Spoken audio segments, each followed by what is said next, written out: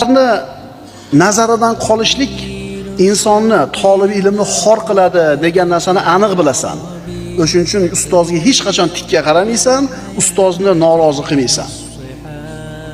Aniq bilasan, hunar o'rgatgan usta, ilm o'rgatgan ustoz ki senga bir narsa o'rgatdi u odam, foydali, yaxshi narsa o'rgatdi.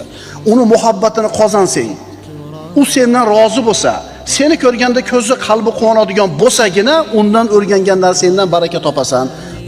Shuni aniq bilganliging uchun seni irodang quvvatli bo'ladi, uni rozi qilishlikka, uni xursand qilishlikka. Bir gunohni tark qilishingiz uchun odamlar tark qila olmayotganda, bir savobli amalda doimiy suratda qilishligingiz uchun odamlar qila olmayotganda, sizga mustahkam iroda kerak. Mustahkam iroda qachon bo'lar ekan? Ana shu narsa haqida ilmingiz aniq bo'lsa. Agar ilming ziyoda bo'lsa, ana shu narsa haqida irodang ham kuchli bo'ladi. Agar irodang kuchli bo'lsa, ko'zlagan maqsadingga albatta yetasan.